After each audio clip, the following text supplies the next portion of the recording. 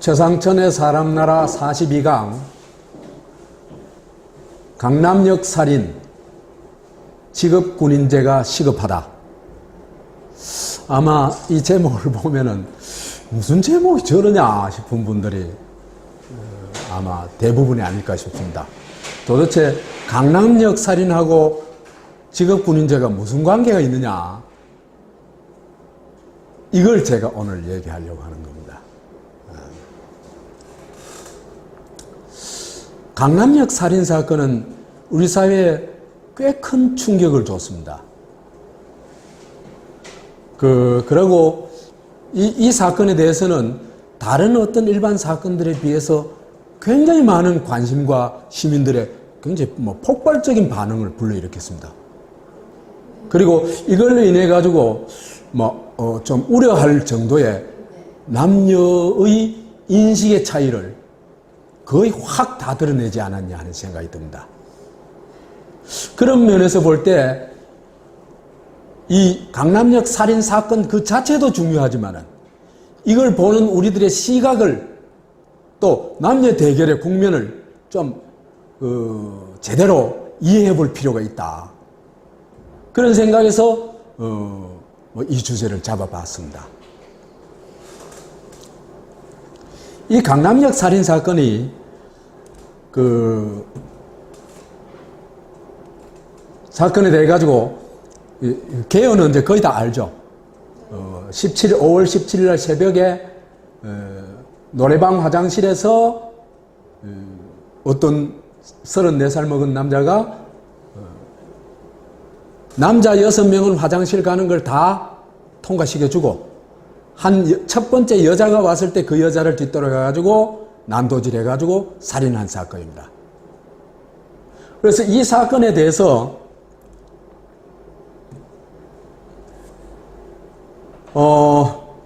여성들은 대체로 이 여성 혐오 범죄다, 이런 시각으로 봤고, 남자들은 그렇지 않다. 그거는 우리 사회에서 지금까지 흔히 봐왔던 묻지마 살인의 하나일 뿐이다. 그래서 이게 굉장히 첨예한 입장 차이를 드러냈습니다. 거기다 이제 경찰이 여기에다 기름을 더 부어버렸어요. 여성 혐오 사건이 아니고 묻지마 살인 사건이다. 아예 규정을 해버렸어요. 그런데 그래 보면은, 그렇게 규정하자면은 설명 안 되는 부분들이 제법 많습니다. 그죠? 우선 1시간이나 기다려가지고 남성이 지나가는 거는 다 통과시켜주고 첫 번째 여성이 나타났을 때 살인을 했다. 그거는 특별히 여성에 대한 어떤 범죄가 아니라고 할 수가 없죠. 그래서 이런 얘기를 하니까 이게 오히려 더 이제 굉장히 강한 이제 여성계의 반발이 일어났고, 또 이것에 대한 논쟁이 가열되었습니다.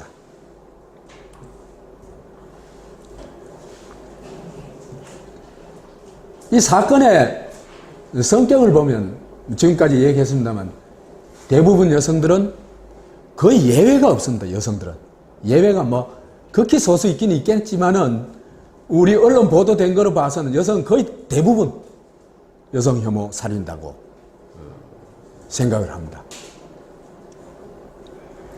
그런 이유를 이제 이 사람의 말이나 또 이 사람의 행동에서 찾고 있습니다.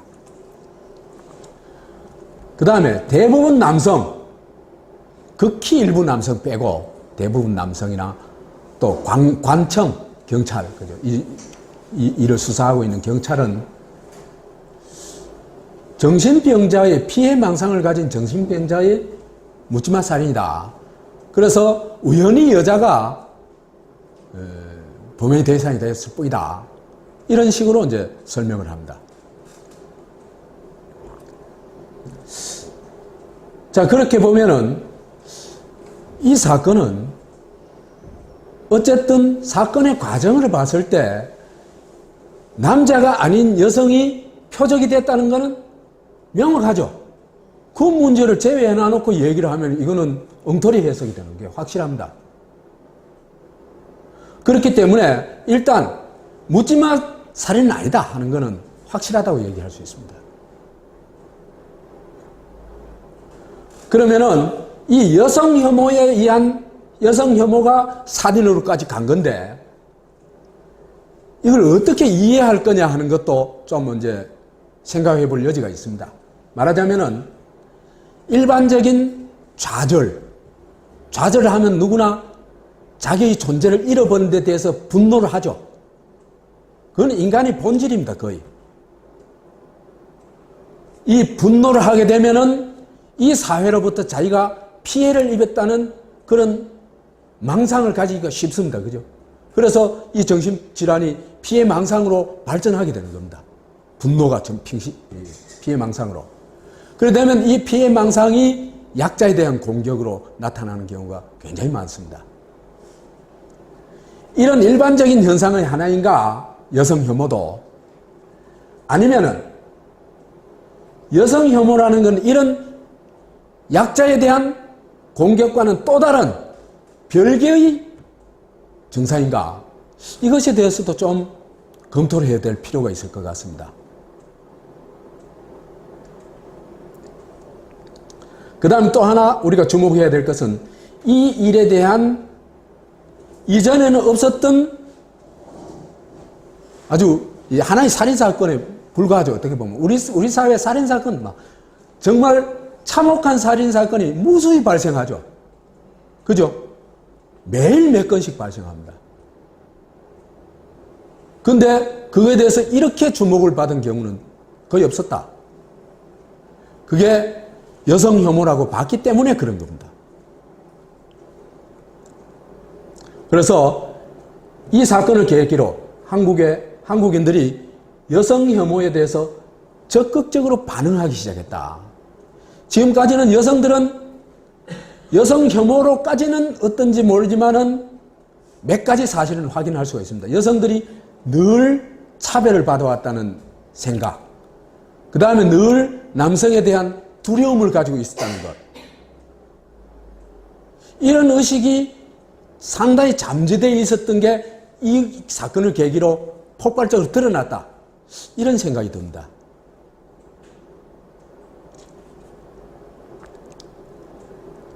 그렇다면, 그런데 지금 이 문제에 대한 접근하는 방식을 볼 것 같으면 약간의 상당히 큰 문제가 있어요. 일종의 정신질환으로 접근하고 있거든요. 정신질환으로만 접근하게 될 것 같으면은 정신과적 처방을 하면 끝나는 거죠. 그죠? 과연 그럴까? 그 다음 정신과적 처방을 하고, 그 다음에 또, 경찰에서 범죄 예방 대책을 세우면은 그만이 문제인가? 그런 거 아닌 것 같거든요. 우리 사회가 안고 있는 굉장히 심각한 문제가 한 개인을 통해서 표출된 것이라는 생각이 들거든요. 그렇기 때문에 이런 여성 혐오가 나타나게 된 역사적, 사회적 맥락에 대한 이해도 반드시 필요하다. 그래서 그 방법은 또 이걸 해결하는 방법도 정신과적 치료, 접근이 아니라 그보다 더 근원적으로 역사, 사회적 접근과 해결이 필요하다. 이런 생각에서 오늘 이 주제를 잡아본 겁니다. 이런 접근은 별로 안 하는 것 같더라고요. 그래서 저는 이 사건을 보면서 굉장히 걱정이 돼요. 한 사회는요, 그 사회가 어떤 신호를 보내거든요. 그 사회가 안고 있는 위험성을 어떤 개개인이나 집단을 통해서 신호를 보냅니다. 그 신호를 우리가 예민하게 포착을 해야 돼요. 예를 들면 젊은 사람들이 왜 결혼을 안 할까? 이걸 굉장히 심각한 신호로 우리가 받아들여야 됐었죠. 그죠? 그건 이미 언제부터 받아들여야 됐냐 하면 1990년대부터 이미 그걸 받아들여야 됐습니다. 그리고 그때 대책을 세워야 됐습니다. 그런데 지금 20년이 가까워지도록 거의 아무 대책도 못 세우고 있죠. 이게 한국 사회가 안고 있는 심각한 문제입니다.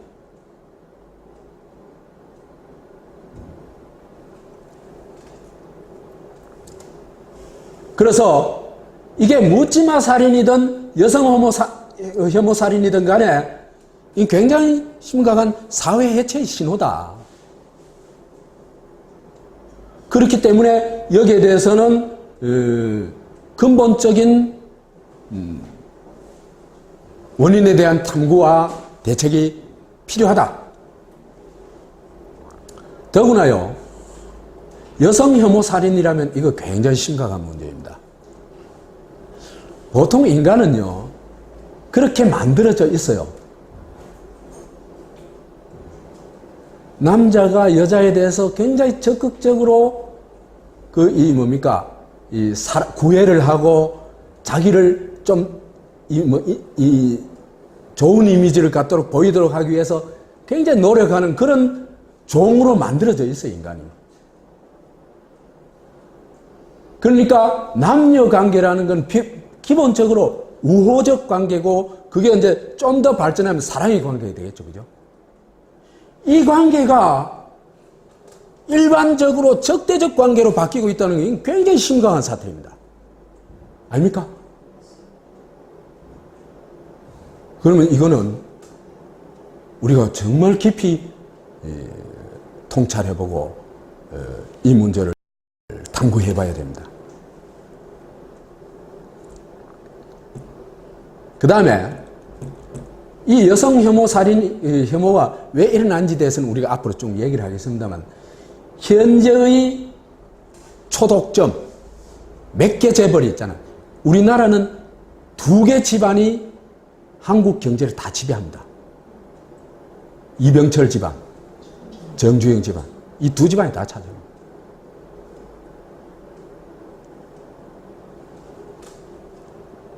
그 다음에 이 독점은요,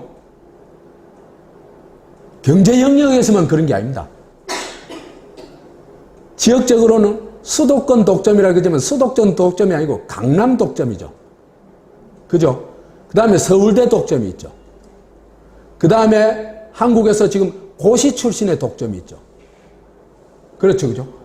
농민이 국회의원 몇이 돼요? 2천만 노동자 중에 국회의원 된 사람 몇 사람 돼요? 2~3사람입니다.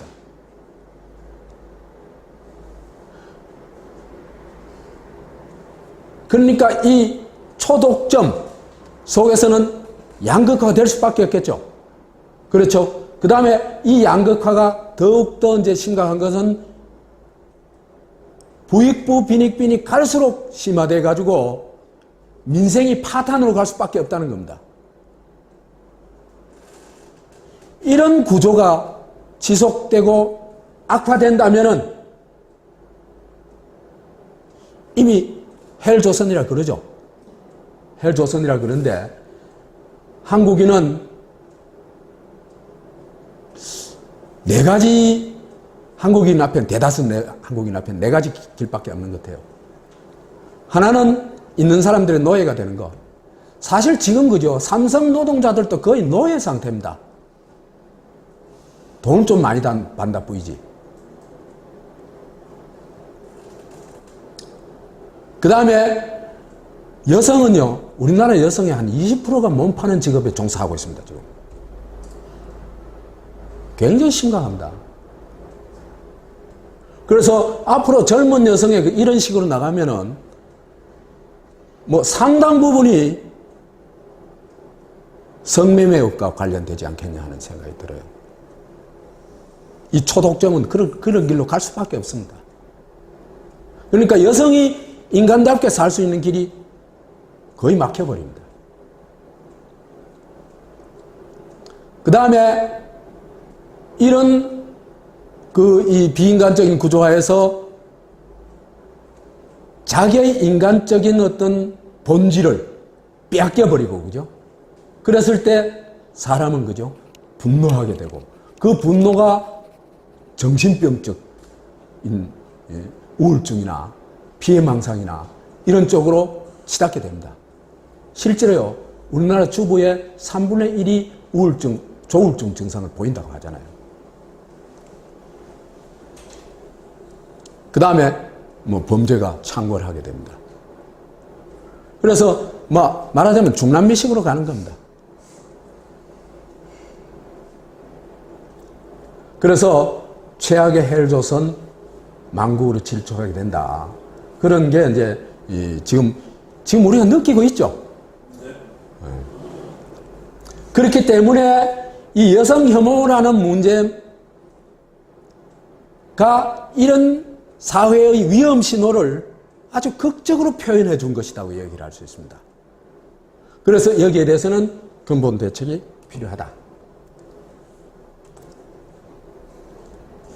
저는 이런 문제에 대해서는 굉장히 좀 예민해요. 예민해가지고 오래전부터 이 문제에 대해서 굉장히 심각한 제 나름의 문제 제기를 했습니다. 그래서 2005년도에 봄에 이런 글을 하나 쓴 적이 있어요. 2030년대에도 대한민국이 존재할까? 그래 이 주제를 가지고 여러 곳에 강연도 했습니다. 근데 뭐 반응이 별로 없어요. 아마 요즘 하면 좀 반응이 있을 것 같아요. 우선 이 지금 남녀 대결로 나타나고 있잖아요, 그죠? 그러면 사회 전체적인 것 이전에 남녀 관계가 어떻게 변화했고 지금 어떤 문제를 안고 있는지에 대해서 좀 이해할 필요가 있습니다.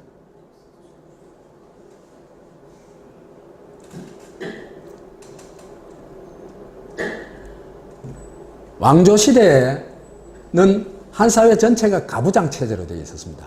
왕국이라는 것도 이 가부장 체제거든요. 가부장 체제인데 그 가부장 체제가 핵심 뭐냐 하면은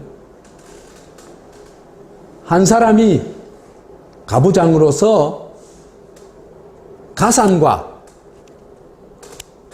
권력을 독점하는 체제입니다. 이게 오늘날의 조폭체제하고 사실은 똑같죠. 그래서 이 조폭체제의 원형이 되는 게 가부장 체제입니다. 그래서 조폭들도 자기들끼리 형님 아웃해서 하면서 전부 의례적 가족 관계를 맺죠. 그죠? 거기 다 그런 이유가 있습니다. 그 다음에 국가 차원에서는 왕과 이제 가족 차원에서는 가부장과 식구, 식솔이라고 또 합니다. 그죠? 식솔. 가부장이 미기 살리는 사람들입니다. 아직도 그런 얘기를 하죠. 미기 살린다고. 경상도 말로. 표준말로 하면 먹여 살린다. 그 다음에 이게 가부장 체제가 국가 차원으로 상승한 게 뭐냐 하면은 왕과 신민의 관계입니다. 왕이 말하자면 국가적 가부장이죠. 그래서 뭐라 그럽니까? 왕을 위민 부모라고 합니다. 백성을 위한 부모다 이렇게 얘기를 합니다.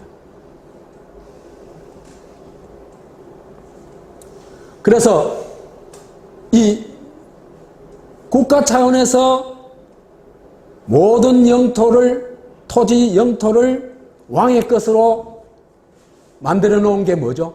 왕토 사상이라는 거죠. 그죠? 모든 게 왕의 토지다. 영토다. 그 다음에 모든 이 결정권은 왕한테 있죠. 그런 반면에 이 가부장, 이런 권력을 가진 대신에 그 책임을 져야 됩니다. 하나는 봉제사, 선조들을 모시는 것. 그 다음에 가족의 안전, 가족의 생활을 보장해야 된다. 그래서 식구라 그러고 식솔이라 그러죠. 먹어 살려야 되는 사람들입니다. 그거는 가부장의 의무입니다. 그러니까 이게 가부장이라는 게 그죠? 권력만 있고 의무는 없는 게 그런 게 아니에요. 그 막강한 권력을 가지는 대신에 이 식솔에 대해서는 모든 책임을 져야 되는 겁니다. 안 그러면은 가부장으로서의 지위가 보장이 안 되겠죠. 인정은 안 하겠죠.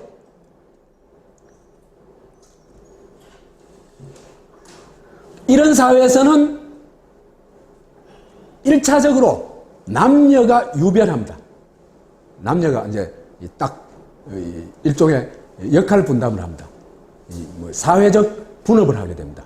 그 사회적 분업의 핵심이 뭐냐 하면은 남자는 뭐다?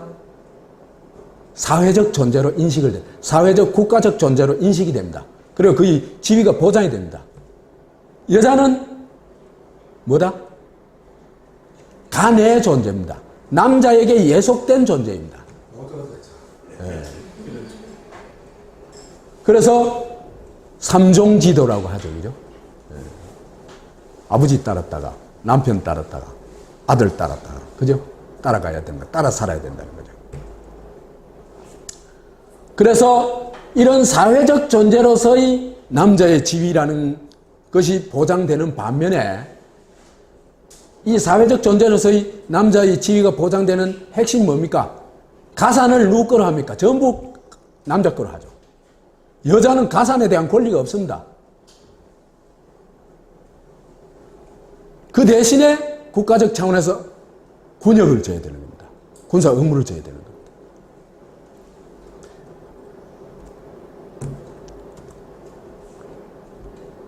그런데 이런 체제가요, 분단독 조폭 체제에 가게 되면은 더 심화됩니다. 그래서 분단 조폭 체제에 대하면 아까 이 가부장 체제가 조폭 체제의 원형이라는 얘기했죠, 그죠? 원형이라고 얘기했는데 아예 이 시기 가면은 모든 것이 조폭 체제적으로 확 바뀌어 버립니다. 그러니까 가부장 체제는 그 나름대로의 어떤 혈연적 유대, 그 다음에 이 따뜻한 정서 이런 게 있죠. 아버지 권력이 막강하더라도. 그런데 그게 싹 없는 살벌한 조폭 체제로 바뀌는데 이게 그죠? 피라미드 조폭 체제예요. 피라미드. 제일 밑바닥이 뭐냐 하면은 가족 조폭입니다. 가족이 조폭으로 바뀌어 있어요. 아버지가 안 되면 마누라 두드려 패요. 옛날에 그죠? 마누라 두드려 패는 그거 정말 인간 못난 놈이 하는 행동이라고 그죠? 손가락질 받고 그거요. 인간 취급도 못 받았어요. 그런데 이 시기에 오게 되면은 폭력이 적나라하게 권위를 갖고 발휘되기 시작해요. 예. 그래서 여자는 살돌이로 패야 말 든다. 조센증은 패야 말 든다. 한국인하고 명태는 패야 말을 듣는다는 걸 두드리 맞는 사람조차도 긍정하는 그런 시대였습니다. 참 웃기죠, 그죠? 그 완전히 폭력이 일상화되고 내면화되고 윤리화되어 버린 겁니다.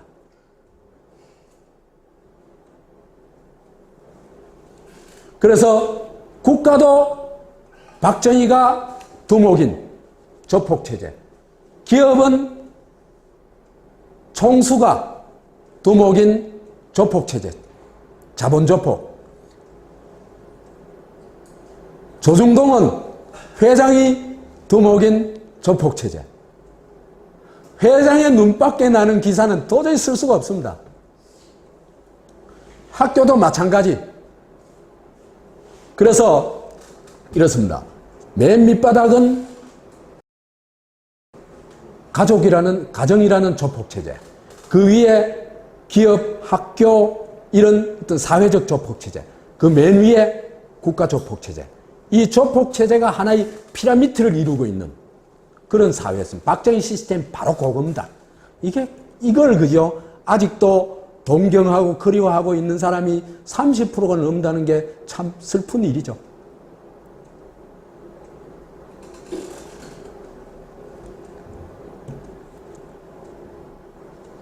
이 시기의 가부장의 권력과 책임은요, 권력은 오히려 더 커집니다.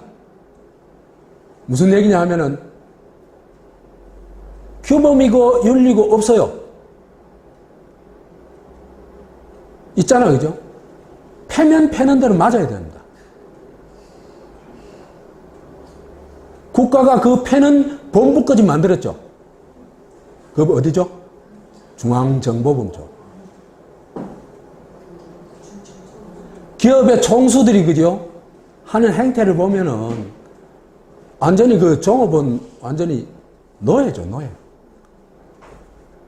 구사대 동원해가지고 패도 그죠? 아무런 제재도 안 받고.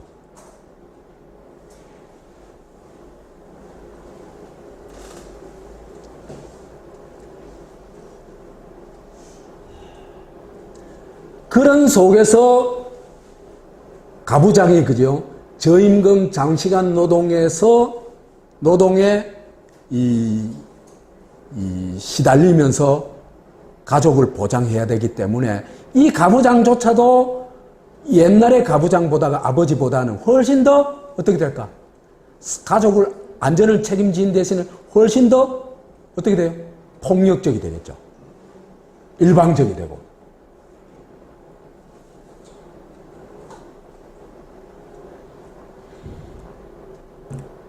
그래서 이 시기에도 남자 우선주의는 거의 일반화됐다. 이래 얘기를 할 수 있습니다. 그래서 이랬죠. 제일 두드러진 게 차이가 뭐였습니까? 진학이었죠. 아들은 대학시이고 딸은 중학교 졸업하고 공자 보내고 이런 게 그만 일반적이었습니다. 그래서 남성 우월주의가 법으로야 어떻게 됐든지 실제로 재산은 이 시기에는 지금 한 20년 전까지만 해도 20년 전도 아닙니다. 한 15년 전까지만 해도 재산은 생기면 전부 남자 거였습니다. 여자 명의 재산가는 있을 수 없었습니다. 아닙니까? 여자 명의의 재산을 갖기 시작한 거 극히 최근의 일입니다. 그 다음에 상속에 있어서도 거의 남성 상속이었습니다. 여성 상속은 거의 떡고물 정도 챙긴 정도였습니다. 진학도 마찬가지였고 취업에 있어서도 여성은 하청 노동, 하청 서비스업에만 취업이 됐죠. 왜? 고학력 이 전문성을 가질 기회가 없으니까 이래 될 수밖에 없습니다. 그 다음에 가사에 있어서도 제사 지낼 때 보면 딱 알죠. 여자들이 다 음식에는 다 상까지 차려놔 놓으면은 하면서 와가지고 인사만 하고 그 다음 디리따 정치적인 주제를 가지고 막 디리따 싸우는 거로 끝나죠. 그죠? 그러니까 남자들은 사회적 존재로서의 그 자기의 어떤 그 위세를 그죠? 제사 과정에서 한없이 떨치죠. 여자는 가사노동 담당을 하는 존재로서 위치 지어집니다. 그러다가 이게 87년도부터 이제 민주화가 되죠. 민주화가 되면서 그죠? 우리나라 민주화 영역 중에요. 민주화가 돼야 되는 영역이 크게 보면 세 가지가 있습니다. 하나는 여성이 남성과 동등한 지위를 가져야 되겠죠. 그 다음 또 하나는 노동자가 자본가와 동등한 지위를 가져야 되겠죠. 또 하나는 아이들이 어른들과 동등한 지위를 가져야 되겠죠. 그렇죠. 이 세 가지 영역이 있습니다. 이 세 가지 중에 가장 빨리 이 평등화가 된 영역이 어딜까? 남녀관계. 어쨌든 민주화의 바람에 따라 가지고 이전에는 그죠? 여자는 이름을 잃어버렸어요. 그죠? 그래서 관계로서만 존재했죠. 엄마는 엄마, 오빠, 딸, 며느리, 뭐 여하튼 이런 시누이 뭐. 그런데 이 민주화가 되면서 인격 주체로서의 지위를 확보해 가기 시작합니다. 그리고 한 사회에서의 주권자로서의 지위도 확보해 가기 시작합니다. 그러니까 이제는 가족의 성원이 가족의 인자가 아니라 개인으로 독립해 가죠. 그렇죠?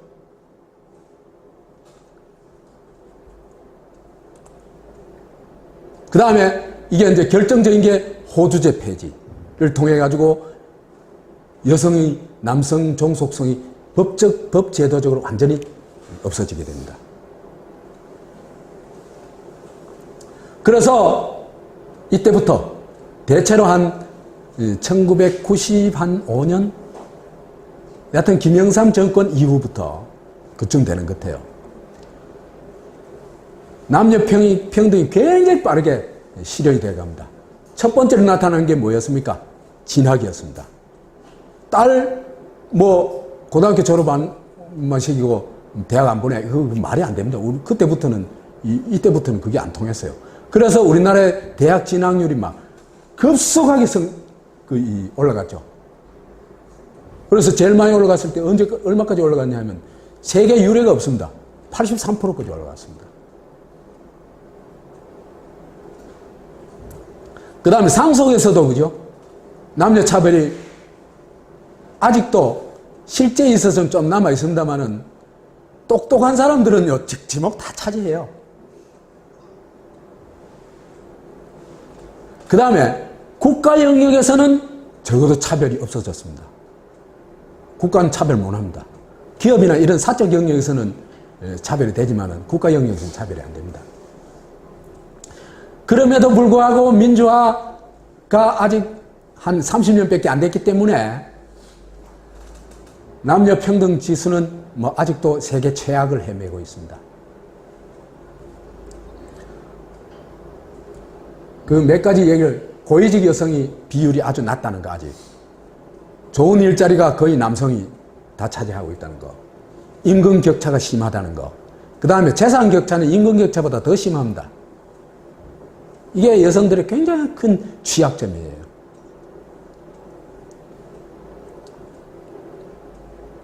그래서 지금 이제 덧붙이자면은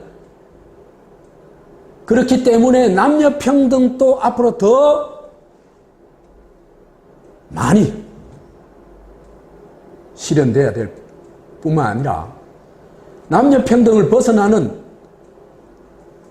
노자 평등, 이것도 반드시 이루어져야 됩니다. 노사락한데 그 말 자체가 잘못된 겁니다. 노동자와 사용자라는 말 자체가 사용자 위주의, 자본가 위주의 언어죠. 자본가는 사용자고 노동자는 피사용자다는 얘기죠. 그 자체가 이런 관계를 설명하는 거죠. 그렇죠? 그렇기 때문에 이거는 잘못된 용어입니다. 그 다음에 어린이 학생들한테 헌법적 권리를 다 보장을 해줘야 됩니다.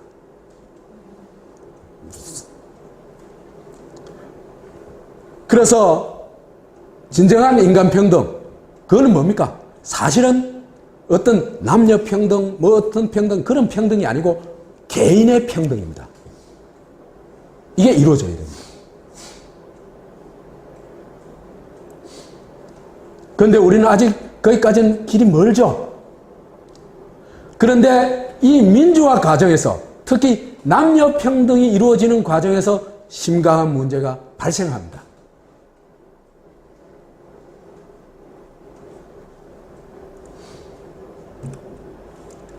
그래서 세 번째로 불균등 평등화와 남녀 대결.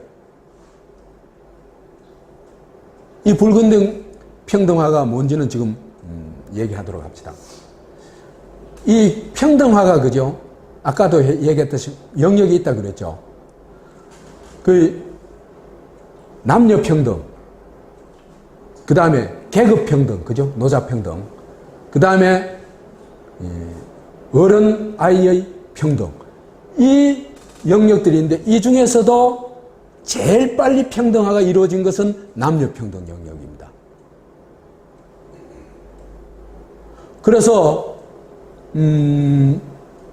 요즘 예를 들면 한국 사회에서 고시 있죠, 그죠? 합격률이 여성들이 40%를 넘습니다. 그렇기 때문에 이거는 거의 뭐 불평등하다고 얘기할 수가 없습니다. 어떤 영역에서는 여성들이 압도적인 지위를 차지한 영역도 있습니다. 교사 영역, 그죠? 공무원 영역은 고위직 올라가면 그건 옛날부터 있어 왔던 기 때문에 고위직에 올라갈 여성이 없어요, 사실은. 최근에 이제 올라온 여성들을 볼 것 같으면 이것도 남녀 거의 차별이 없습니다. 그러니까 지금 그 남녀 평등은 과거의 잘못이나 불평등이나 인습 때문에 발생한 거지 지금 현재의 이 불평등은 별로 없다 이렇게 얘기를 할 수 있습니다. 제도적으로 적어도.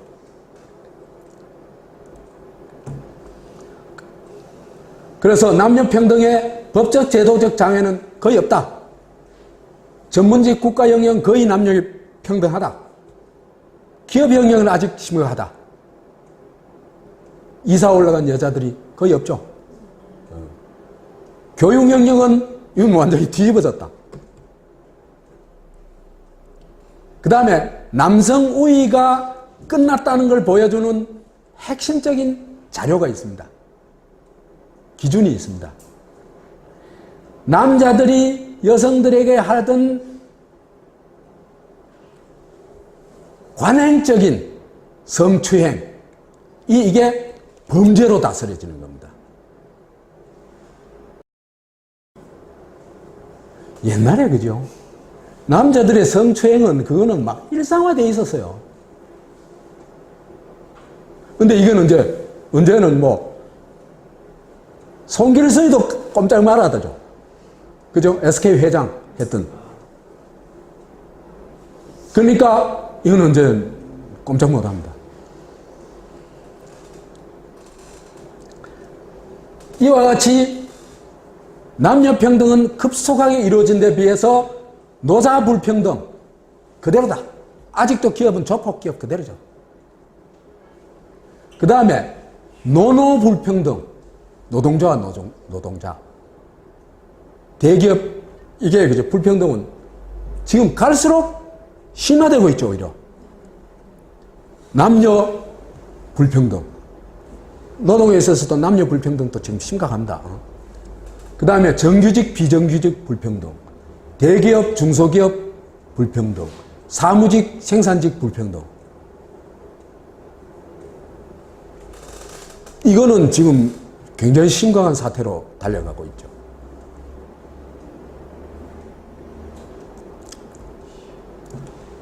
이래 되다 보니까 말하자면 불균등 평등화를 이루고 있죠.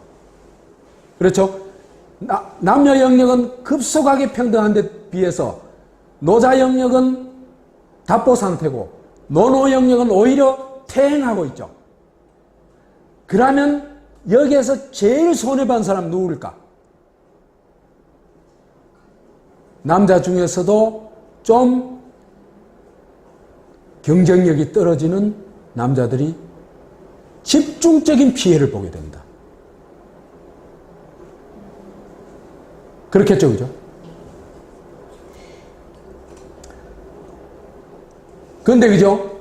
남녀 관계가 급속하게 변화되면서 아들, 딸 차별이 이제 없어져 버렸어요. 우리 아들, 이것도 없어졌어요. 지금 옷에 극하다는, 어떻게 돼요? 꼴통으로. 인터넷에 그런 것도 올렸다는 막 박살납니다, 그죠? 거의 평등하게 돼버렸다. 가족 내에서조차도 남녀가 거의 평등하게 돼버렸다.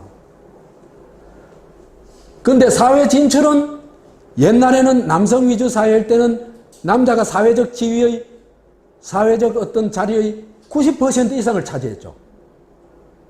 여자는 기껏해서 10% 차지했는데 이것도 그냥 말단, 허드렛일, 그죠? 그런데 이게 지금 60대 40 정도로 바뀌어버렸어요. 여성의 사회 진출이 막 급격하게 늘어나면서. 앞으로 아마 고위직까지도 50대 50으로 안 가고는 못 배울 겁니다. 그게 역사의 흐름이거든요. 이렇게 되니까 70% 이상 남자들은 그죠? 자기 자리를 누구한테 빼앗겼습니까? 여성한테 빼앗긴 겁니다. 그 잠재의식 속에요. 그런 게 굉장히 강하게 있어요. 그래서 여성에 대한 박탈감, 열패감을 상당히 가지게 돼 있어요. 그래서 여자 앞에서 말도 못하는 사람들도 그죠? 제법 있습니다. 남자 중에.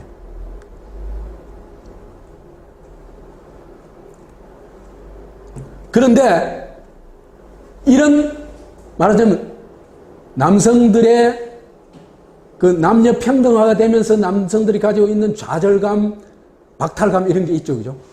있는데 이런 거에다가 이런 것의 결정적인 게 뭐냐 하면은 남녀 불평등이라고 할 수 있는 병역 의무입니다. 이 문제를요, 정직하게 얘기한 사람 한국 사람 없어요. 이 문제를 정직하게 봐야 돼요. 이거요, 정말 굉장한 불평등입니다.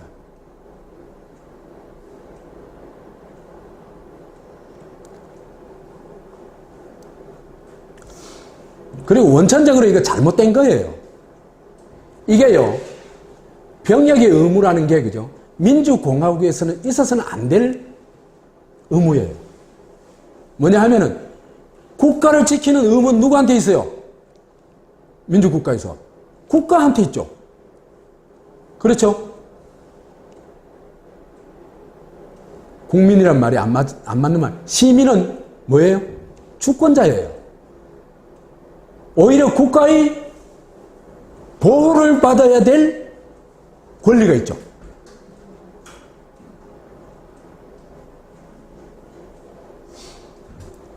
그래서 사실은 이게 그죠? 병역의 의무라는 게 왕조 시대에 군역하고 똑같은 겁니다. 하나도 다르질 않아요. 완전 공짜로 가가지고 지 돈까지 가져가서 쓰는 경우가 대부분이죠. 월급 뭐 몇 푼 주니까 그거 안 되죠. 그래서 휴가 나오거나 하면은 의뢰 뭐 돈 타가지고 가고 그러죠. 똑같습니다. 그 다음에 정말 억울하죠. 2년 동안 감옥 생활하는 겁니다. 노예 생활하고. 군대가 어떤지는 다 알잖아요. 그래서 이 한국에 그죠? 헬조선의 진수가 다 모여 있는 곳이 어디냐 하면요. 한국의 내무반입니다. 정말 처절해. 우리 그 보도를 보고도 다 알죠? 인간이 어떻게 정말 짐승으로 변한지, 괴물로 변한지, 뭐 윤병장 사건인지 그것만 보다 알잖아요. 그죠? 근데 그게 일반화되어 있다는 겁니다. 아까 얘기했죠? 폭력이 윤리화된다고.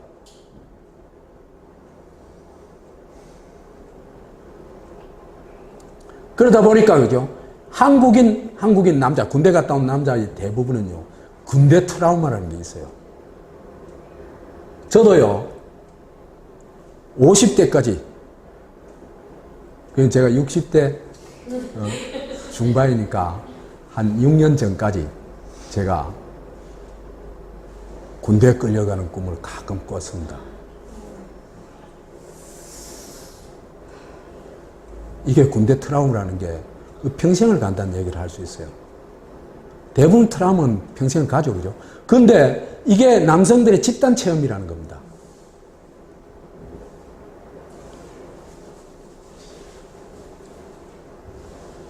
근데 이건 내가 물어봤어요. 딴 사람들한테. 난 그런 꿈 꿨는데 물어보니까 이런 꿈 꾼 사람 많아요.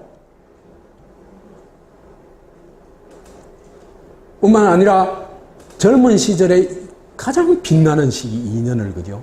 군대에서 그런 개 취급, 짐승 취급받으면서 산다는 게 얼마나 처절한 건지. 그래서 이게 정말 말도 안 되는 성차별이고 불공정 경쟁이다 하는 것에 대한 인식이 필요해요. 여성들은 이거 전혀 인정하고 싶지 않겠죠. 근데 내가 볼 때는 사실이에요. 왜 옛날에는 이게 참을만 했냐 하면요. 아까 얘기했죠. 남성 우위 사회고, 그죠? 가산이 짙고, 권력이, 가부장 권력이 보장되어 있고, 이런 권력과 경제권이 다 자기한테 자기가 가지고 있는 사람들이 치러야 될 책무라고 생각했어요. 근데 지금은 그거 다 뺏겨버렸어요.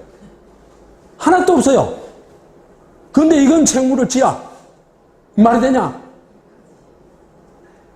너무 억울해.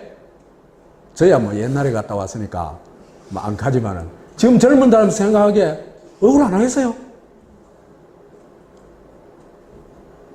합리적인 사고를 생각한다면 이건 굉장히 억울한 일이거든요.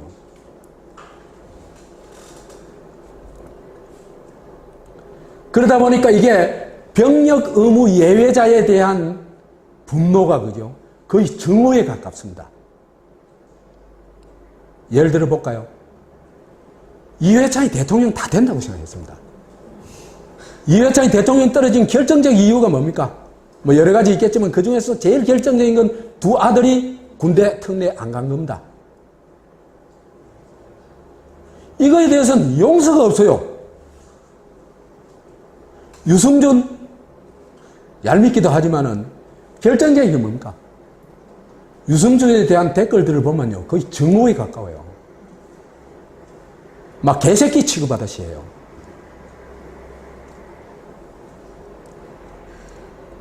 그 다음에 한국의 가장 급진주의자들도 그죠? 종교적 이유로 병역을 거부하거나 양심적 병역 거부하는 것에 대해서 강렬한 거부감을 가지고 있어요. 한국에서 가장 진보적이다는 그 언론들의 이런 사건이 발생했을 때 댓글들을 보면요. 막 90% 이상이 이 양심적 병역 거부자에 대한 공격이에요. 한국 사람들이 그죠? 이만큼 내가 겪은 고통, 내가 겪은 비인간적인 짐승 같은 생활, 그것을 나만 겪고 우리만 겪었다는 데 대한 분노가 있어요.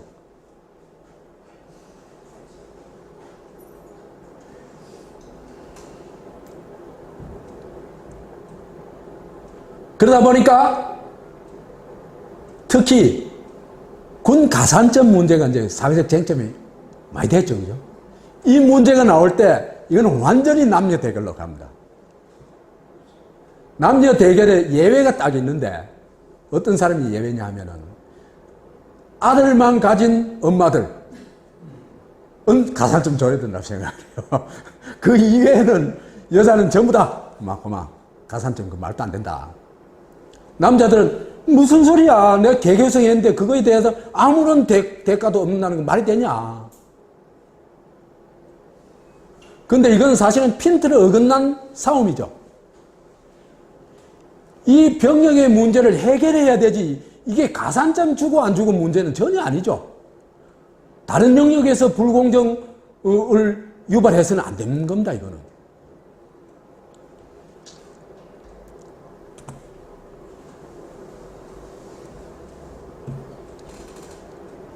이렇게 되다 보니까 이제 지금까지 얘기를 이제 쭉 종합해 보면은 남녀 평등이 돼 가지고 권리는 동등한데 남자의 책임은 그대로인 이 현실에 대한 남자들의 거부감과 분노가 많은 경우에 그게 폭발하고 있습니다.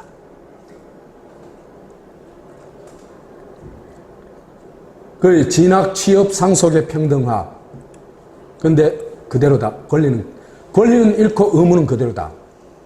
그래서 남자의 책임 의무로서 이제 그 첫 번째로 꼽을 수 있는 게 이 병역 의무, 2년인데 조금 줄었다 그지 얼마 안 줄었죠. 그 다음에 결혼 후에도 가계에 대한 책임은 남자가 주로 집니다. 그렇죠? 현실이죠, 이거.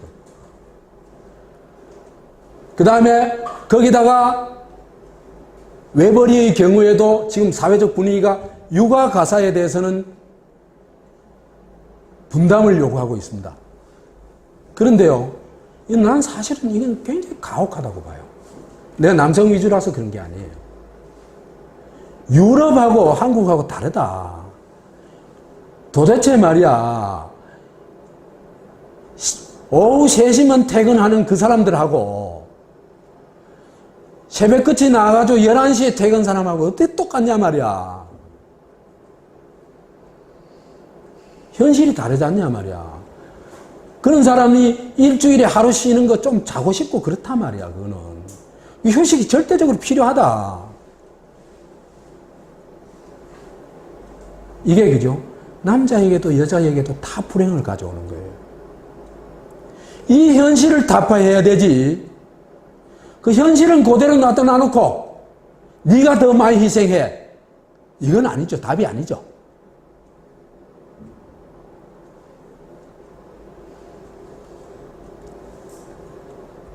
그 다음에 부모 봉양과 봉제사에 대해서도 남성 우선은 아직 여전합니다.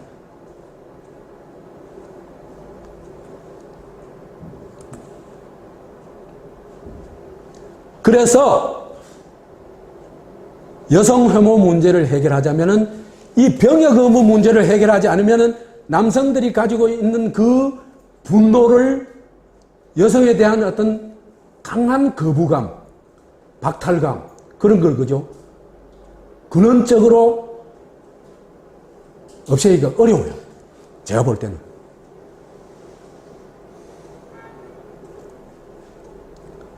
그래서 남녀 불균형의 핵심인 병역 의무 문제를 우선적으로 해결해야 된다. 그렇게 보는 겁니다. 어떻게 됐냐? 남녀 모두한테 피해를 줘서는 안 되죠. 여자한테 피해를 주는 방식이 뭡니까? 가산점 주는 거죠. 그죠? 그렇죠? 군대 갔다 왔다고 가산점 주는, 그거는 영역이 다른 문제입니다. 그죠? 그러면은 아이 낳은 여자한테는 또 가산점 줘야죠. 그런 식으로 얘기하자면은. 그죠? 그래서 유일한 해결 방법은 병역 의무제를 폐지하고 직업 군인제를 채택하는 거다. 이 방법이 없습니다.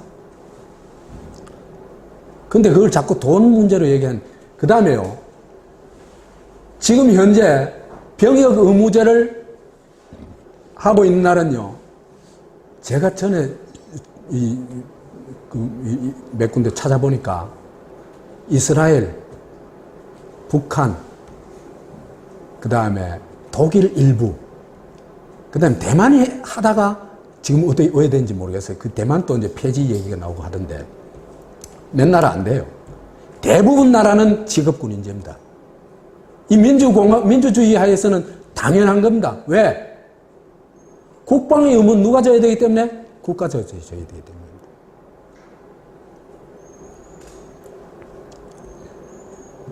그러고요, 한국이 인구에 적절한, 그 다음에 남북 분단을 고려하더라도 사병이 30만이면 제가 볼 때는 충분하다고 봅니다.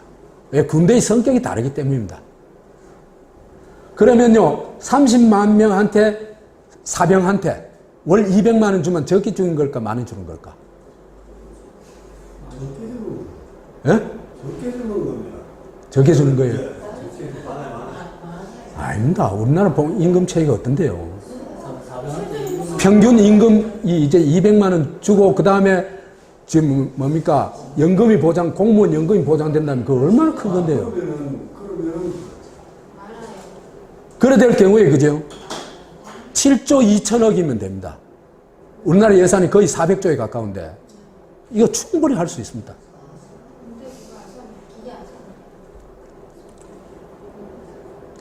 그 다음에 한국이 민주화가 제대로 되기 위해서는 그 민주적 인간으로 크도록 사회 시스템이 바뀌어야 되겠죠. 그죠? 근데 한국은요, 가정은 지금 많이 바뀌고 있습니다. 근데 가정에서 이제 아버지가 하던 가부장 역할을 지금 누가 합니까? 엄마가 하죠. 가모장이 하죠. 그죠? 그래가지고 아주 생활 계획표까지 엄마가 다 짜줘요. 완전히 로봇을 만들어 놓습니다. 그래서 이런 인간을 로봇화하고 조폭적 질서를 세뇌하는 거죠. 그런 성장 교육 시스템이 한국 사회에 정착해 있어요. 그게 뭐냐 하면은 이제 가정, 그 다음에 학교도 지금은 바뀌고 있다고 그럽니다. 김상곤의 어떤 학교 개혁 이후에 지금 굉장히 빠르게 바뀌고 있어요. 그 다음에 최악은 어딥니까? 군대에 가서 있잖아요. 그죠? 폭력의 윤리화가 됩니다. 폭력이 문제를 해결하는 방식이라는 걸, 그죠? 체득해요. 이건 정말 얼마나 큰 비극입니까? 그죠? 이건 민주주의를 파괴하는 거죠. 그죠?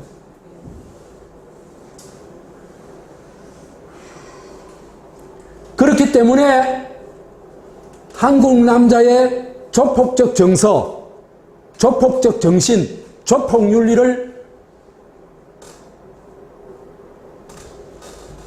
혁신하기 위해서도 사실은 군대에 가는 거 안 됩니다. 이제는 군대를 혁명적으로 개혁했을 뿐만 아니라 일반적으로 군대에 가지 않도록 해야 됩니다. 군대가 사람을 너무나 많이 망쳐버립니다.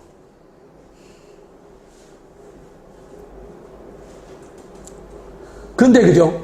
한국이 요만큼 민주화되고 제대로 그래도 이 뭡니까? 포용력이 있고 나름대로 어떤 그 진실이 살아있고 그 다음에 또 뭡니까? 정의가 어느 정도 실현되고 하는 힘은 나는 크게 두 가지로 꼽습니다. 하나는 운동권, 내 힘이 역시 크다고 생각을 해요. 또 하나는 여성의 힘이 크다고 생각해요. 그 결정적인 이유를 저는 여자가 군대 안 가는 데서 꼽고 싶습니다.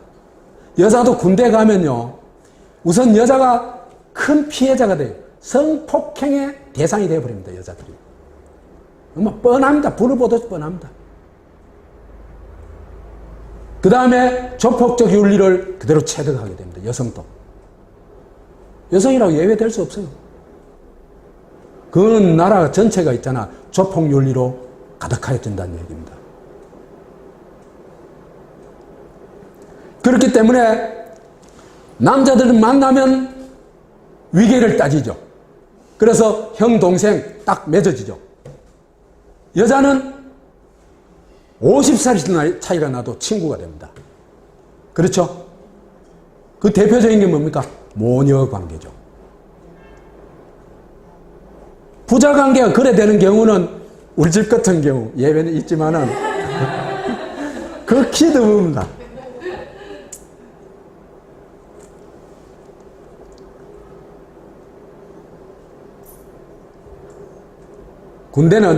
한국 군대는 세계 최악의 군대입니다. 이걸 알아야 됩니다, 한국인들이.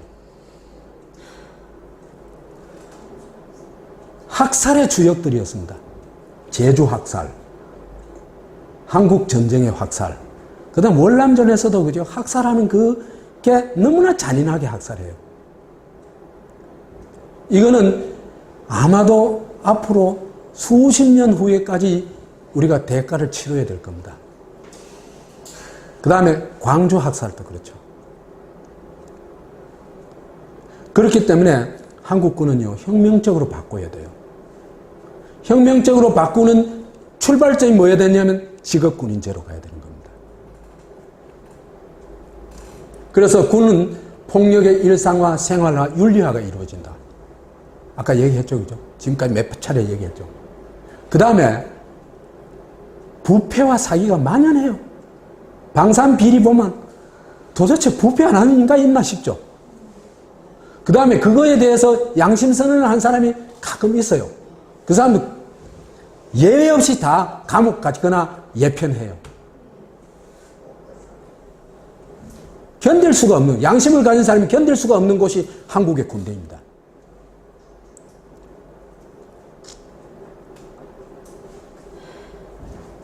그 다음에요, 이런 군대가 아니더라도 병력 의무라는 거는요, 지금 지식문화 시대로 가고 있죠. 그러니까 지식의 생산, 문화의 어떤 생산, 문화적 능력의 배양, 창의성의 창의성 이런 것들이 한 사회가 발전하고 성숙해지고 한데 결정적 요소들입니다. 언제는 자본이 많다고 되는 거 아니에요. 힘쓴다고 되는 게 아니에요. 그죠?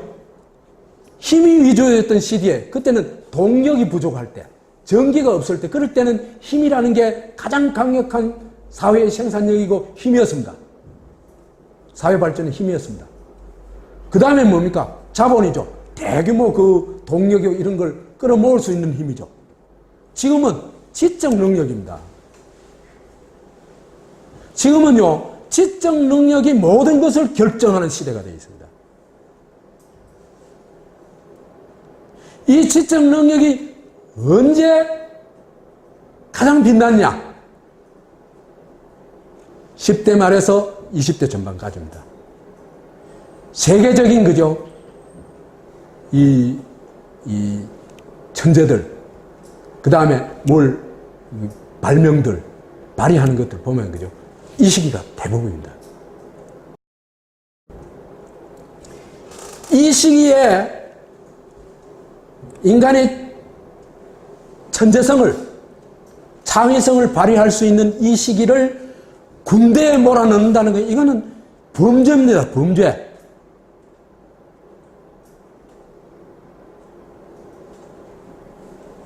뿐만 아니라 반드시 국가적 재앙을 초래합니다. 이 시기에 가장 자유롭게 무슨 일을 할 수 있도록 국가적 차원에서 백업을 해주는 시스템을 만들어내야 됩니다. 이게 국가 발전의 결정적인 요소입니다. 좋은 나라를 만드는 결정적인 힘입니다. 이제는 자본 가지고 되는 시대 아닙니다.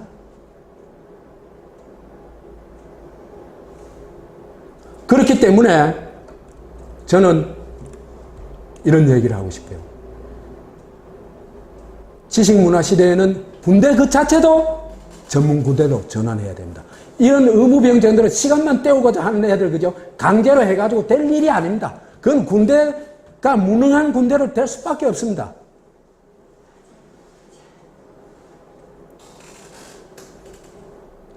그래서 이런 주장을 하고 싶어요. 의무병제를 직업군인제로 바꾸고, 그래서 전문군대를 만들어내는 것이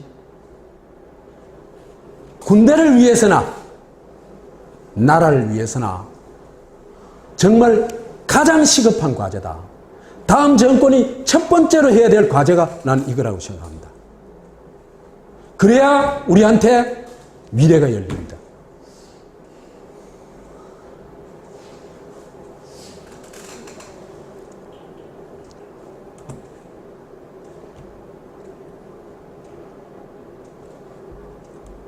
그 다음에 이제 이런 여성 혐오에 대해서 이제는 지금까지는 1차적인 과제로서 직업군인제로의 전환이 필수적이다 하는 얘기를 했죠. 그죠?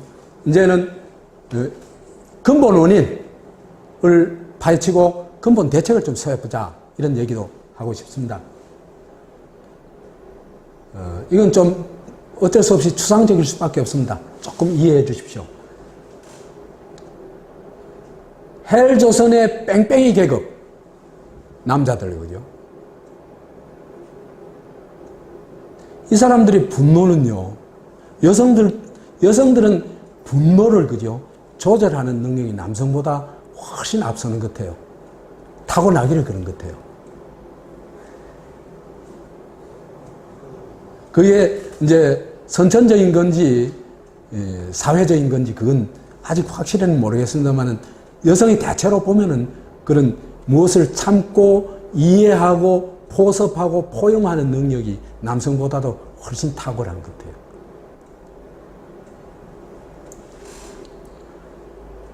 그러다 보니까 남자들이 주로 이제 이런 현실에 대해서 분노를 많이 합니다. 이 분노가 어떤 면에서는 그죠? 좋은 면도 있어요. 분노하지 않으면 사회를 바꿀 수가 없죠.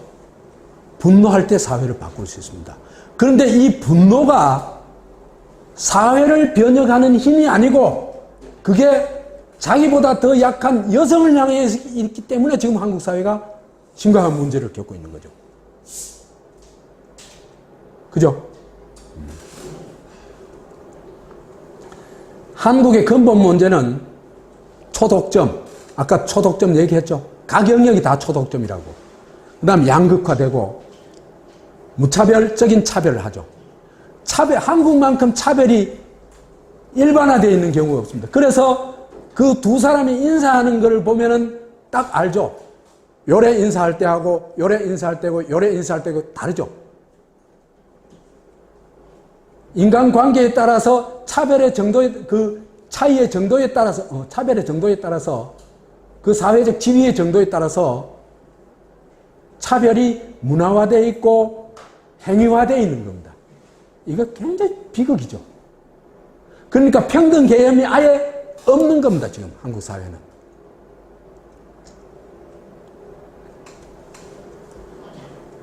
그래서 헬조선의 핵심은 그냥 뭐냐면 차별이라고 저는 봅니다.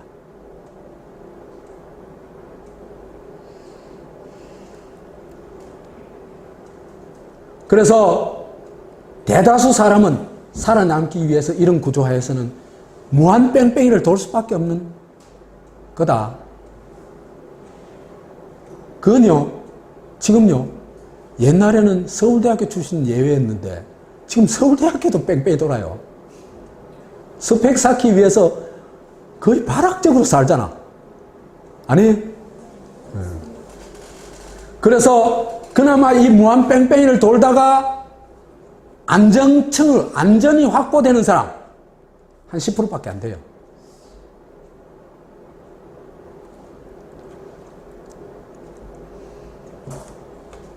그러면은 80% 이상 뺑뺑이 계급이 형성돼요. 뭐 옛날에 민중이다 대중이다 이런 용어보다 난 이 말이 가장 적절하게 우리 사람들의 사는 모습을 표현하는 게 아닌가 싶어요. 뺑뺑이 계급이 생겨요. 이 뺑뺑이 계급은 대부분 노동자, 자영업자, 주부들도 뺑뺑이 계급에 속해요. 왜 그러냐 하면은 남성 설사 외벌이를 하더라도 그죠? 남자들의 그 적은 수입 속에서 그 남자들이 그죠? 적은 수입일수록 자기가 집안에 와서는 바깥에 나서 개고생을 하니까 집안에 와서는 대접받기를 원해요, 오히려. 그렇기 때문에 가사 육아를 전담할 뿐만 아니라 모든 허든 일을 다 맡아야 돼요. 그건 돈도 못 벌면서 뺑뺑이 도는 게 주부입니다.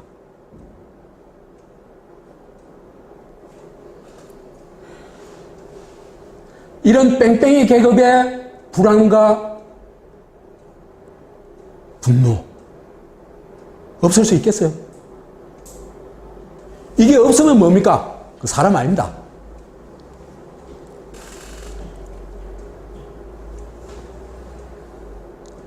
그래서 자존심을 잃어버리고 존재감을 잃어버리고 이렇게 됐을 때 사람은요, 자기의 존재를 인정받기 위한 생사의 투쟁이라고 얘기해요. 인생을 그래 얘기해요. 자기의 존재를 잃어버렸을 때 그 있잖아요, 그죠? 분노는 정말 인간이라면 누구나 가질 수밖에 없는 거예요. 그런데 이 약육강식 나라에서는 그게 진짜 자기를 고통스럽게 만든 자들에 대한 항거로 나타나지를 안 하고 어떻게 해요? 지보다 더 약한 놈한테 대한 굴림, 지배, 착취로 나타난다는 겁니다. 이게 정말 비극적인 겁니다. 그래서 이 굴레에 한 빠지면요, 그 굴레에서 빠져나올 수가 없어요.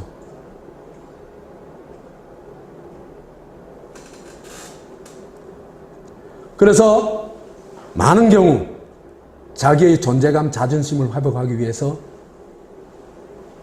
더 약자인 여성에게 남자의 권위를 인정하고 존중해 줄 것을, 그죠?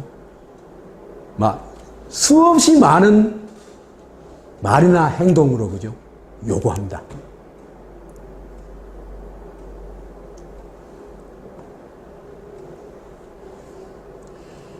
이 요구가 거부되면요, 여성에 대해서 혐오감을 가지고 공격성을 가집니다.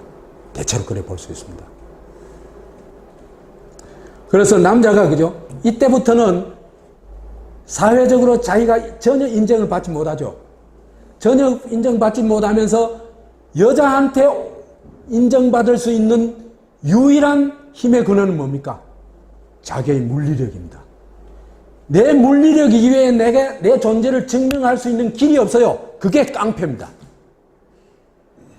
이 비극이죠.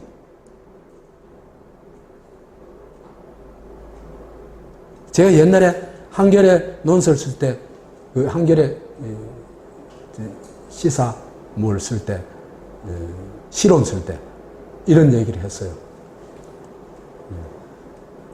우리가 이들에 대해서 지금 덫을 던져 놔놓고 덫에 빠진 사람들이 그 분노를 이해하지 못하고 있다. 맹자도 이해했던 거예요. 우리 사회는 그런 이해의 안목이 너무나 부족해요.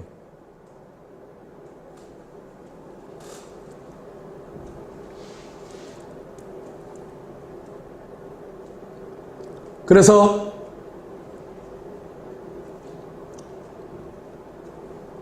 좌절감, 분노가 이제 주로 여성을 향하게 되는데, 여성을 향하게 되는 또 근거가 있어요. 근거가 뭐냐면 남녀 평등인데 남자의 책임은 커지고 하니까 이 불균형, 특히 병역 의무가 있잖아요, 그죠? 그런 이 분노가 여성들을 향하도록 하는데 굉장히 결정적인 역할을 한다고 봐요. 무의식 중에.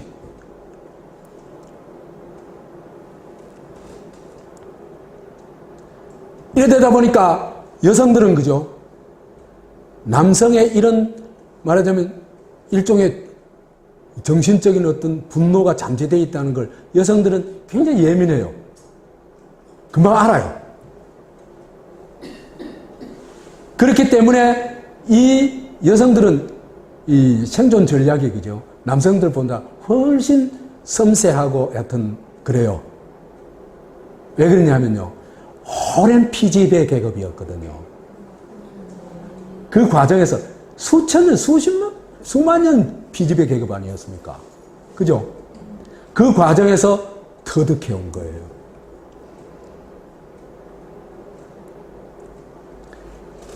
그래서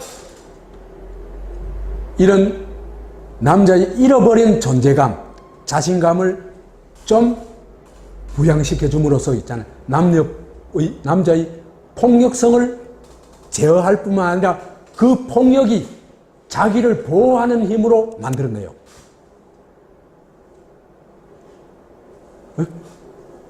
굉장한 전략이죠. 그것을 표현하는 것이 제가 볼 때는 오빠라는 말이다.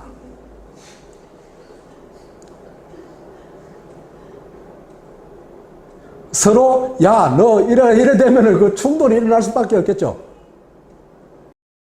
오빠 하고 뭐 이래 얘기하면요, 대체로 자기의 존재감이 인정되니까 거기에 따라서 그 인간성이 회복되고, 그럼으로써 있잖아요, 인간적 소통이 이루어지고, 또 인간에 대한 그 약자에 대한 보호를 하려고 하는 그런 또 본능의 또 다른 측면이죠, 그죠?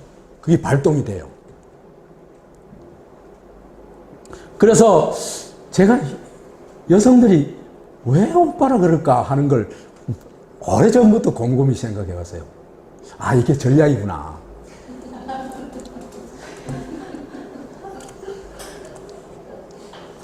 근데 이게 그죠? 일시적인 치유는 되지만 이게 또 가지고 있는 문제도 있어요.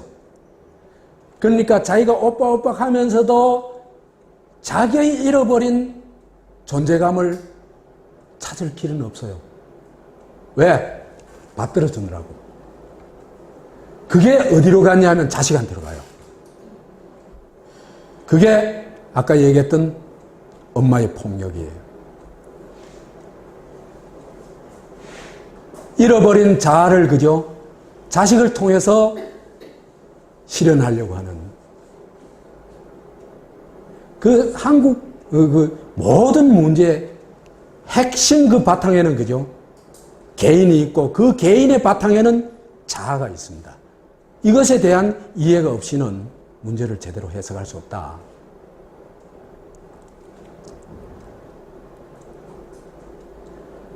이런 어떤 작전이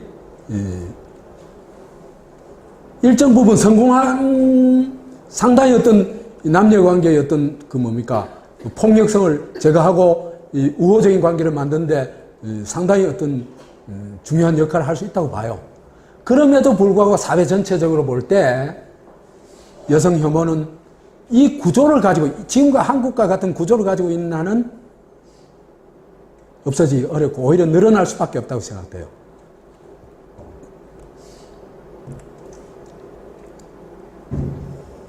시스템이 변하지 않으면 더 약한 놈에 대한 공격은 더 확대될 거다.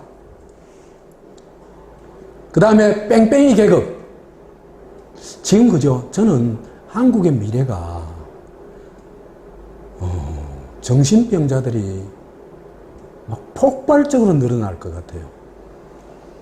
왜 그러냐면요, 한국의 인간관계 자체가 거의 정신병자가 되도록 몰아가는 측면이 있어요. 개인을 존중하는 문화가 없죠, 그죠? 그 다음 수평적 인간관계가 없죠, 그죠? 그 다음에 약자를 보호하는 문화가 없죠. 그 다음에 남의 장점을 인정하고 격려하는 그런 문화가 없죠. 사람이 돌게 돼 있어요.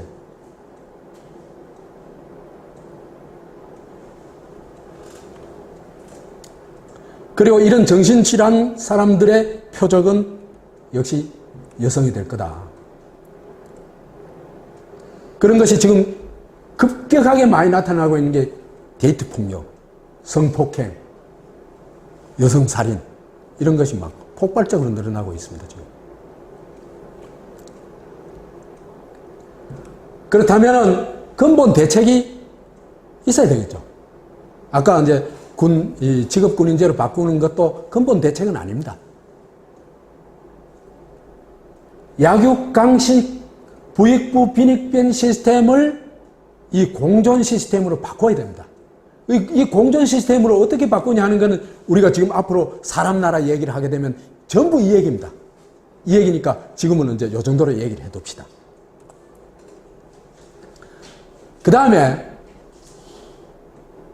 국가 안보로부터 사람 안보로 대전환을 해야 됩니다. 사람의 안전을 보장하는 것이 국가의 1차적인 임무가 되어야 됩니다. 우리는 국가를 위해서 희생하는 존재로 보죠, 사람들을. 그렇죠? 그건 본말이 전도된 겁니다. 그 다음 더 나아가서는 개개인이 홀로 설 수 있도록 지원하는 시스템도 갖춰야 됩니다. 이거는 제가 앞으로 얘기할 사람 나라의 핵심적인 주제입니다. 그렇다면은 우리 사회는 이제는 이런 문제를 실현하기 위해서는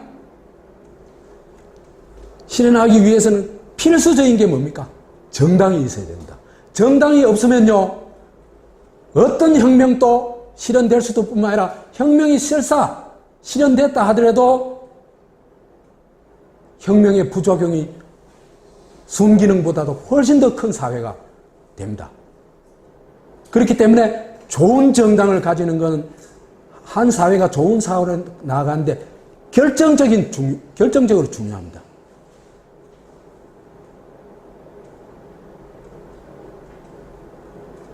그러니까 지식문화 시대에 한 사회의 지적 총집합체, 그것이 정당입니다.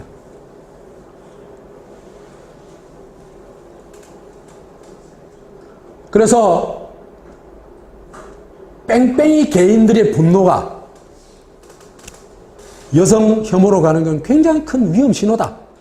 그렇기 때문에 뺑뺑이 계급의 분노가 여성으로 향하지 않고 초독점 양극화를 일으키고 있는 세력, 이 사람들을 향하도록 해야 사회가 변하겠죠. 이런 걸 지향하는 정당이 있어야 됩니다. 우리나라 정당, 이런 정당이 있습니까? 정의당이 약간 흉내는 내고 있지만 아직도 많이 부족합니다.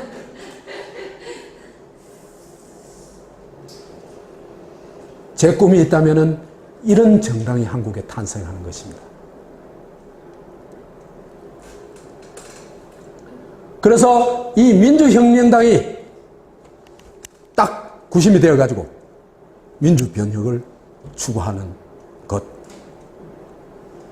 그것이 이런 문제들을 해결할 수 있는 근본적인 문제 해결 방식이다. 그러면요, 한 사회의 정신병적인 이런 아까 얘기했던 거지, 한 반 정도가 정신병적으로 갈 거다는 얘기를 했죠, 그죠? 그런 문제들이 다 해결됩니다. 그래서 인간관계가 전투적, 적대적 관계가 아니고 우호적인 연대적 관계로 바뀌어가게 됩니다.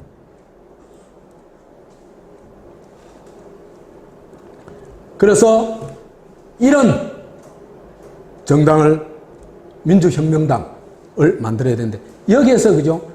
아주 기본적인 거창한 공약은 있잖아, 그죠? 홈페이지에 올려놔놓고 진짜 대중을 설득하고 대중이 저렇게 가면 되겠구나 하는 누구나 와닿을 수 있는 공약을 제시하고 그걸 강력하게 추진해야 돼요. 그래서 저는 첫 번째로 꼽을 수 있는 게 어느 게 더 먼저일까 한번 생각을 해봤습니다만은 동일노동, 동일임금이 먼저일까? 직업군인제가 먼저일까?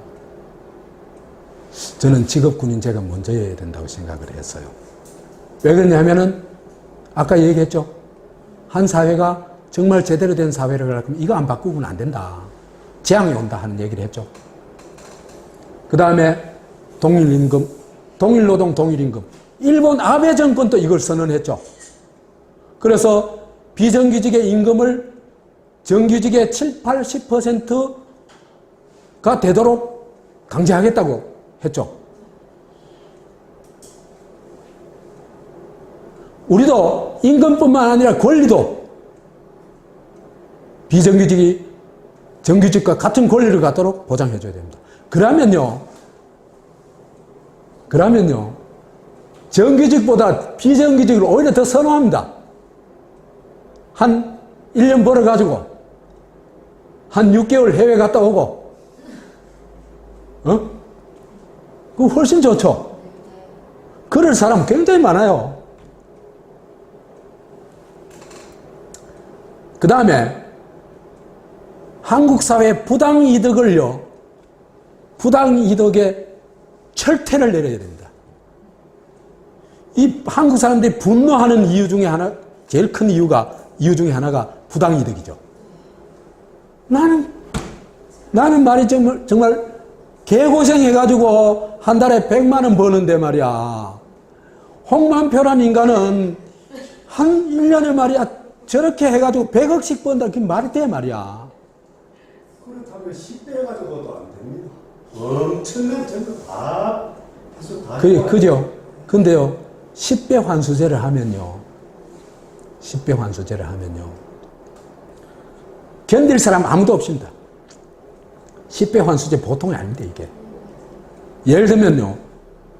탈세 5억을 했으면 50억을 때려부는 겁니다. 그 다음에, 회사 자금을, 예를 들어서 어떤 재벌 총수가 100억을 이제 횡령했다. 1000억을 배상해야 되는 겁니다. 견디겠습니까? 못 견딥니다. 지하철 30배. 예? 지하철은 우리 무슨 차. 그거는 소액이니까. 예. 예. 그 다음에, 이거요, 하면은요, 이건 약효가 적발입니다. 한국에 돈 선거, 돈 가지고 치르는 선거가 없어진 게 뭐 때문이냐 하면요.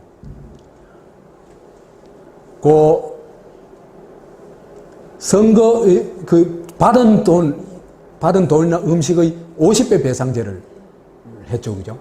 싹 없어져 버립니다. 그 다음에 교통법규 위반 얼마나 많았습니까? 그 카파라치가, 그죠? 찍어대니까 싹 없어져 버렸어요. 이거요, 금방 없어집니다. 1년 이내에, 그죠? 부정부패 싹 없어집니다.